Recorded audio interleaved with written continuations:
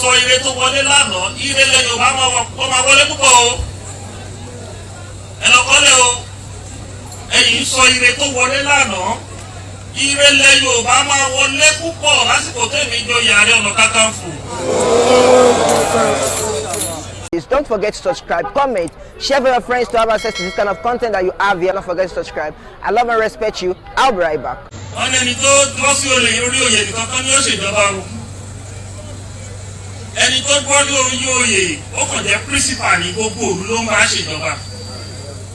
Wọ́n tó bá pe ìlú sí ìlú á bá ṣèjọba. Tí ò bá pe ìlú sí ìlú náà ta kété. Ọ̀pọ̀ èèyàn ló dẹ̀ ń jẹ́ ìlú òun ló ń jẹ́ ọ̀jọ̀gbọ́n. So ọ̀rọ̀ tẹ́sán yẹn is a point. Kò sí oríire bá wọlé nínú yòó nítòsí. Oríire ń jẹ́ ìwọ̀nba kan pẹ́kọ̀ tẹ̀ jẹ́ president yẹn ó kọ́kọ́ ta pride fúnlẹ̀ Yorùbá ire ni. Èyí ló máa rẹ́ni kan máa dábùjá náà máa wò pé tó bá péjì Haúsá yẹn ò ní rí nìkan wọ̀ yẹn lẹ́sẹ̀kẹsẹ̀ bó ṣe débẹ̀ báyìí ìyá kọ́kọ́ kú ná. Pride of necessity táwọn ìran kan máa ń gà lé wa lórí yẹn àkọ́kọ́ kú ná. So lóòótọ́ àwa Yorùbá àìsí ti ràn mí àwa jọ respect ara wa. So ìyẹn ìkíní amenities tó máa jẹ́ benefit ibẹ̀ ṣùgbọ́n ẹni tó bá jẹ olórí lókè ó gbọ́dọ̀ ní defence lẹ́yìn ní region yẹn. Tó bá jẹ olórí lókè tí ò bá ní defence lẹ́yìn ní region yẹn ọjọ́ tí ogun tá bá ń wọlé pápọ̀ wálé olórí ogun náà kọ̀yìn sí ni o. So ọ̀rọ̀ mi mo sọ ohun pé ènìyàn kò lọ túmọ̀ ẹ̀. So mo kí gbogbo lẹ́yìn mo lè kẹ́yìn lọ́balọ́ba ẹ kú oríire. Mo kẹ́yìn ọmọ Oòduà ẹ kú oríire. Torí ọmọ olókun ti lọ jẹ president l'Abuja. Ọmọ ọlọ́sà ti lọ jẹ president l'Abuja. Ẹ ti gbé Òkun àti Ọ̀sà ẹ ti wá gbé wọn lọ sí Abuja báyìí. So ẹ wá ń kọrin yẹn kẹdọ wọn máa mẹ́yìn ẹ̀ nígbà tá aṣáájú bá wà lórí oyè torí ọmọ olókun ti dé orí oyè Àbújá báyìí. Èkó ló lè tí Ọ̀sà. Èkó ló lè tí Ọ̀sà.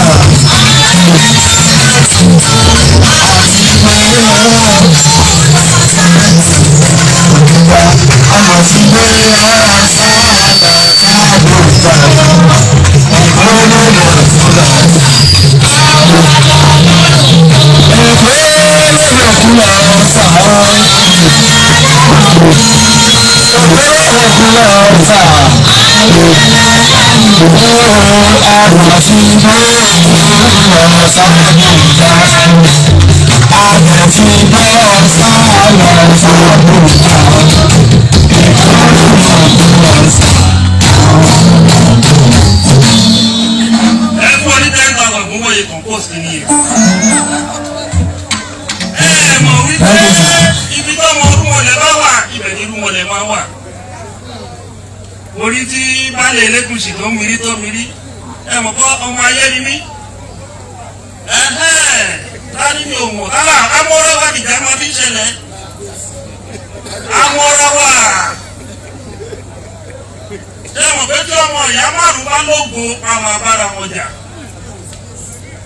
Wọ́n bá jọ lógo wọn máa bára wọn jà ṣáá ni. Ṣùgbọ́n bàbá tó wà lé lọ máa jẹ́ gbogbo yíyẹ má jẹ́ lọ́ta fún mi níta ẹ má bára yín jà mọ́.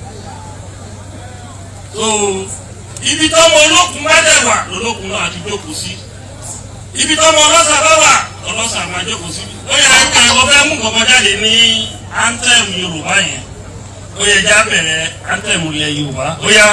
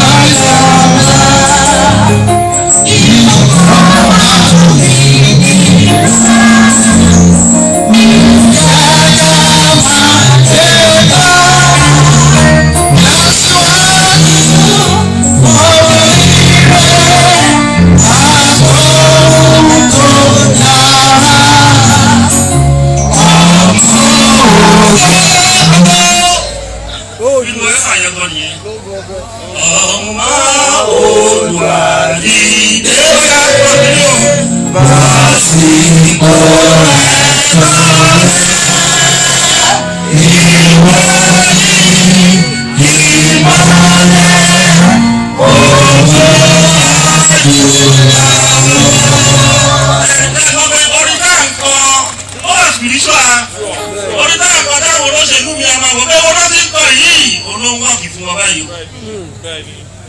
ọmọ òògùn àdìdé bọ́ sípò ẹ̀tọ́ rẹ̀ ìwà mi ìmọ̀lẹ̀ ògo ọmọ òògùn àdìdé bọ́ sípò ẹ̀tọ́ rẹ̀ ìwọ ni ògo ọmọ adúláwọ̀. àwọn olówó àti gbajúmọ̀ lẹ Yorùbá tí wọ́n ń bá àwọn ọba iṣẹ́ àbá wa fi ààrẹ iṣẹ́ ààrẹ ọ̀nà kakanfò iṣẹ́ àmú ààrẹ ẹ̀ àkáṣe bóyá àwọn ọba títí ń fi ààrẹ ń jẹun báyìí o. praise ni mí o owó ṣe dá mi nìyẹn o kì í ṣògo ọmọ bẹ́yìn ọba méjèèjì ààrẹ ti máa ronú oyè ààrẹ kan tẹ́ máa káàṣì mọ́ kankan tẹ́ máa mi jẹ́ ọmọ ẹlẹ́gùsì àdìbẹ̀yọ̀ ọjà ààrẹ dáadáa bẹ́ẹ̀ má jẹ ààrẹ ọ̀nà kakanfò ọba ọba kan wà ní Ògùn state tó lọ́ọ́ jẹ ewu ọní o ìkọ́kọ́ lẹ̀ yóò máa ń ṣe tó máa ń mú nǹkan mí wá o èmi kan tí mo jẹ́ oní nǹkan tí mo fara ń gbá o ẹ sọ báwọn ọba yẹn o yóò ní báwọn jà lórí o ẹ jẹ́ kó wù wọ́n ẹ lọ bẹ́ẹ̀ jẹ ààrẹ ọ̀nà kakanfò ìlú ẹ̀ ewu ọ̀nì o lè lu ààrẹ o lè fi dára tó bá wù ẹ́ o lè pè ní ààrẹ amúnidùn o lè lu ààrẹ mẹ́tò ààrẹ ọba ẹni oyè tó fi kún ààrẹ oyè náà ni ṣùgbọ́n kó wá máa ń lu ààrẹ mo ti rọ́bà tó mo ní ha ta ló rọ́bà yìí mo wá rí alágbára Nàìjíríà kan tó tẹ́ pé ọ̀tẹ̀ ìjọba ní ìyẹn náà wá ń dé rẹ̀ mo ní ọ̀rọ̀ yẹ̀yẹ́ àwọn kan ní ẹ̀dá máa ń múlẹ̀ máa ń tẹ̀lé social media ìṣẹ̀dá oyè yẹn ló fẹ́ bájà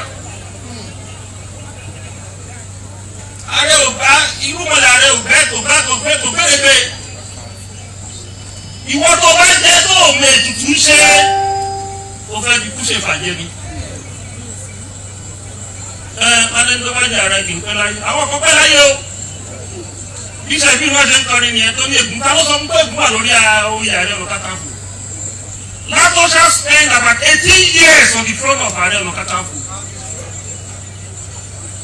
The first ààrẹ ọ̀nà kakanfò kòkòrò gbọ́ngàn 86 years ló lò lórí oyè yìí. Tóyè jẹ ní Ògbómọ̀ṣọ́ he spent almost 40 years on this throne. Àwọn sọ fún bẹ́ẹ̀ ni ààrẹ ọ̀nà kakanfò ń kún ọmọ àwọn ọmọ ẹni tí ò mọ̀ tán. Lórí ti MKO Abíọ́lá àti alákòódájọ̀gbé àwọn mílíkì ló pa kú ni. Màá sọ pé tí MKO Abíọ́lá kò kú la máa pè é. Because he won the election, they announced the election and they put Abacha to topple the government. Ọkọ̀ fi sọ́dọ̀ ẹ̀kọ́ síbẹ̀. Nígbà tó fi sọ́dọ̀ ẹ̀kọ́ tó nípa abẹ́rẹ́ ògbé kú yẹn, wọ́n gbé Abacha síbẹ̀. Kú ni méjèèjì. Tó ẹni tó bá ẹ̀sọ́ báwọn ọba wa kọ́ sọ́ra o. Ó lè lu ààrẹ, wọ́n pè ní ààrẹ múlínú ààrẹ kí ààrẹ tó bá wù ló lè fi ààrẹ dá. Ààrẹ táyé ṣe dìbò ààrẹ ọ̀nà kakanfò èèwọ̀ ni o. Ọba tó jẹ tó mọ̀ pé ó máa rú ó tó bá ti lè rú. Èmi tí mo gbà gan mo mọ nǹkan tójú mi ti rí láàrin ọdún márùn tí mo gbà yìí. Kábíyèsí Aláàfin sọ fún mi ó ní àkàrí àjàmọ̀kú ni iṣẹ́ ọmọdé. Mo rẹ̀ rí kí tó wọ̀ torí nǹkan tó bá le ló máa ń wu èmi tèmi. Òde ń wu mí àdìẹ lọ́bìdé o. Orí bàbá bá lórí ẹbí kan máa rọ̀ lọ́dọ̀ tèmi ni. So ẹ sọ fún àwọn lọ́balọ́ba ọmọ sọ ní kó social media o. Èyí tó bá ti wù kó tẹ̀lé sí. Nǹkan tó bá rí mbẹ̀ kó fara mọ́. Èyí tó bá dẹ̀ yìí ó tó wá bẹ́kùn kó lọ bóyè yẹn. Kó máa wù ú. Because kì í pé méjì. Ọ̀dọ́ tìlú wọn ló fi jẹ́ kò kì í pé méjì o. Ìkọ̀kọ̀ á ṣe ìkọ̀kọ̀ ṣáá ni o. So ẹ sọ fún wọn o. Èmi sọ tèmi o èmi ò rẹ́ láti àkáàdì ẹni kankan o ìwé mi sọ tèmi torí nǹkan ìwádìí tèmi wádìí òun lèmi sọ fún yín ibi tí mo ṣẹ́ dé òun ni mo sọ fún yín tó oyè pọ̀ lọ bá lè fi oyè 1 million jẹ́ ọba lólóyè oyè tán oyè náà ni oyè kù oyè náà ni àrà tó bá ọba ló forí tẹ̀ ẹ́ dá wọ́n kàn tí ò bá kàn ẹ́ má lọ dá sí i tó mo kí gbogbo ọmọlẹ Yorùbá pé ẹ kú oríire. This is Odua TV Watch. Don't forget to subscribe, comment your opinion, like, comment and share so that other people can get access to what you enjoy on our channel. Thank you. We love you.